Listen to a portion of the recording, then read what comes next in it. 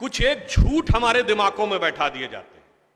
जैसे आप सब ने यह कथा पढ़ी होगी कि एकलव्य का अंगूठा कटवा लिया द्रोणाचार्य ने, पढ़ा है ना आप सब ने? पर यह बताइए कितनों ने महाभारत में स्वयं पढ़ा है? मेरे विचार से हम में से किसी ने भी कभी महाभारत में वह प्रसंग पढ़ा ही नहीं होगा एकलव्य वाला।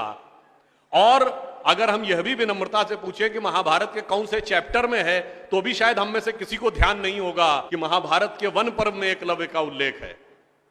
मगर देखिए मार्क्स और मैकाले का प्रभाव कि हमारे दिमागों में ऐसा भरा हुआ है कि हम ग्लानि से आबद्ध हैं बगैर पढ़े हुए। अब मैं आपसे कहूंगा, जाइएगा, जाकर पढ़िएगा। अवेलेबल हो तो इंटरनेट पे जाके सर्च कर लीजिएगा, ना हो तो राम जो महाभारत सीरियल आया था उसका एपिसोड जाके यूट्यूब पे देख लीजिएगा। कि किस्सा ये था कि जब आपको चाहे आपने कथा सुनी होगी कि कुत्ते का मुंह बाणों से भर गया था, जो एकलव्य ने तीर चलाए थे, और जब वह तीर अर्जुन निकालते हैं तो उस कुत्ते के मुंह में एक खरोंच तक उस बाण से नहीं आई होती है, तो वो चौंक जाते हैं क्योंकि ये सामान्य तीर नहीं है। उन्होंने कहा तो दिव्य अस्त्र है कि मुंह में पूरा तीर से भर गया मुंह और इसके बाद भी एक खरोंच नहीं आई। आप कहेंगे दिव्यास्त्र का मतलब क्या? दिव्यास्त्र का मतलब ये है, जैसे रशिया यूक्रेन की लड़ाई चल रही है ना, इससे पहले मिडिल ईस्ट की लड़ाई देती थी, तो जो मिसाइल जाती है वो लेजर गाइडेड जाती है, जिस बिल्डिंग पे गिरना उसी बिल्डिंग पे गिरती है, अगल बगल पे नहीं गिरती, क्योंकि the direction is precise to the meters. पर अगर मुंह के अंदर जाए और खाल पर खरोच ना आए, इसका मतलब it is so much strongly guided that it is precision to the micrometers. तो जब ये वो देखते हैं ये दिव्यास्त्र चलाना, तो उन्होंने कहा दिव्यास्त्र राजा चला सकता है, ये कैसे सीखा इसने? तो जब द्रोणाचार्य उससे पूछते हैं कि तुमने ये किससे सीखा, तो कहता आपसे सीखा गुरुजी। कहते मैं तो तुम्हें जानता नहीं बालक, तुम अपना परिचय दो। अब यहीं पर बिंदु है। एकलव्य क्या कहता है? मैं मगध नरेश जरासंध के प्रधान सेनापति हिरण्य धनु का पुत्र एकलव्य। अरे वो मगध के chief of the arm forces का बेटा था। यदि आप ये कह रहे हैं कि वनवासी था, तो ये भी पूरा वाक्य तो पूरा करो कि वो सेना अध्यक्ष था। मगर देखिए कितनी चालाकी से छुपा लिया आधे तथ्य को, और उसके बाद हमारे दिमागों में भर दिया कि ये बहुत गलत किया गया। बताइए, हमारे हिंदू धर्म के दो महाकाव्य, रामायण और महाभारत, दोनों का रचयिता कौन? रामायण का रचयिता महर्षि वाल्मीकि, जो संस्कृत के आदि कवि माने जाते हैं। आज जो वाल्मीकि समुदाय है वो किसमें आता है? शेड्यूल कास्ट में। महाभारत के रचयिता और वेदांत और मीमांसा के रचयिता महर्षि वेदव्यास, जिनकी मां मछुआरिन थी, वह समुदाय किसमें आता है? कुछ राज्यों में, दिल्ली में शेड्यूल कास्ट में, यूपी में अति पिछड़े में। तो मेरे भाई, संत रैदास, नामदेव, कबीर, दादू, ये सब पूज्य संत हुए, फिर भी हमारे दिमागों में ये भरा जाता है। और कौन भरता है? वो लोग भरते हैं जो अपने यहां समाज के गरीब वर्गों की खरीद फरोख्त करते थे। और आपको यह भी बात बता दूं, जब हम कभी अपने यहां कहते हैं फॉरेन ट्रेवलर्स ने दिखाओ क्या लिखा है, तो मैं ये बात आपसे कहता हूं, इसको भी जाके चेक कर लीजिएगा। किसी फॉरेन ट्रेवलर का सबसे ऑथेंटिक जो रेफरेंस माना जाता है, वो चंद्रगुप्त मौर्य के समय में मेगास्थनीज आया था ग्रीस से, जिसने अपनी किताब लिखी है इंडिका, आज से 2300 साल पहले। वो इंडिका किताब आज उपलब्ध नहीं है, मगर उसके उद्धरण तमाम जगहों पे हैं, तो प्रूवन है किताब थी। उसने भारतीय समाज में व्यवस्था का वर्णन करते हुए लिखा है कि यहां पर 7 जातियां हैं, मगर महत्वपूर्ण बात यह है यहां इतनी समरसता, इतना सामंजस्य है कि यूनान के समाज के समान यहां कोई समाज का ऐसा वर्ग नहीं है जिसके साथ शोषण या भेदभाव किया जाता हो। ये एक विदेशी लिख रहा है।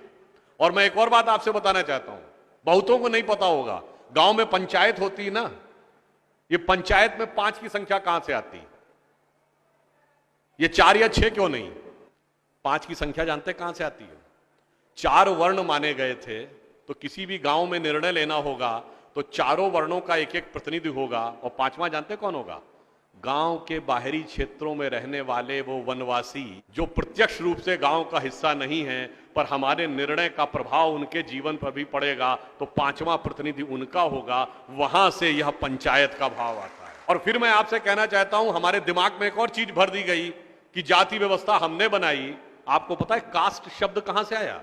ये कास्ट अंग्रेजी का शब्द नहीं है, ये पुर्तगीज भाषा का शब्द है। और 1931 में जो अंतिम जनगणना जाति के आधार पर उसमें 4114 जातियां हैं हिंदू समाज में, जिसमें अब 6000 बताई जाती हैं। मैं चैलेंज करके पूछता हूं, कोई दिखाओ तो किसी धर्म ग्रंथ में 6000 जातियां लिखी हो, और जहां लिखी उसमें इससे ऊंचे ये, इनके नीचे ये ऊंचा ये नीचा, कौन से धर्म ग्रंथ में लिखा है? ये माली ऊंचे की तेली ऊंचे, सुनार ऊंचे कि लोहार ऊंचे, कहां लिखा है? जानते हैं कहां लिखा है?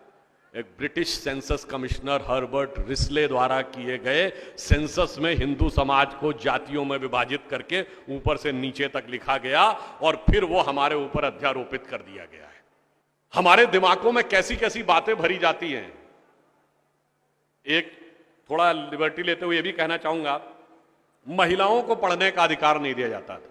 अब ये बताइए, हमारे यहां दिल्ली में लोगों को ध्यान नहीं होता है, आप लोगों ने मैत्री कॉलेज और गार्गी कॉलेज है ना, ये मैत्री और गार्गी कौन थी?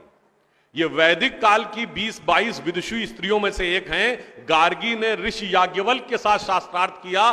फिर मैं चैलेंज करके कहता हूं, दुनिया में कोई दूसरा धर्म संस्कृति बताइए जहां धर्म पे टिप्पणी करने का अधिकार किसी महिला को हो और किसी धर्म के ज्ञाता के साथ शास्त्रार्थ करने का अधिकार। फिर हमको समझाया जाता है कि हमारे यहां बराबरी नहीं थी।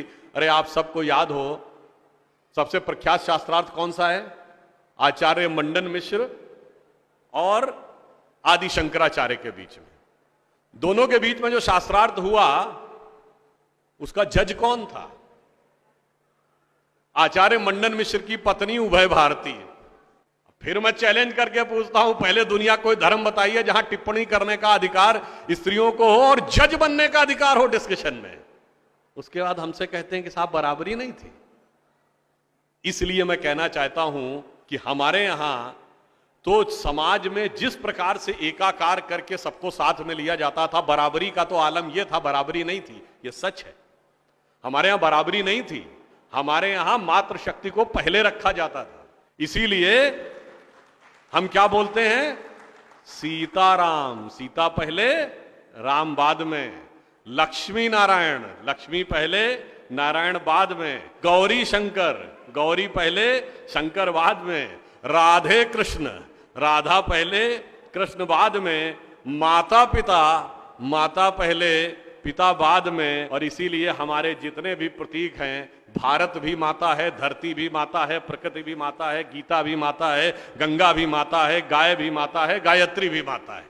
और ये केवल कोई आध्यात्मिक धार्मिक बात नहीं है। वर्ल्ड की डॉक्यूमेंटेड हिस्ट्री में अगर पहली बार कोई वुमेन रूलर रही है तो गुप्त वंश के समय में 4वीं शताब्दी में प्रभावती गुप्त ने शासन किया है। उसके बाद अहिल्याबाई होलकर, रानी दुर्गावती, रानी झांसी, वो सब तो आपने बहुत सुना होगा। अब वो लोग आके हमको समझाते हैं कि बराबरी नहीं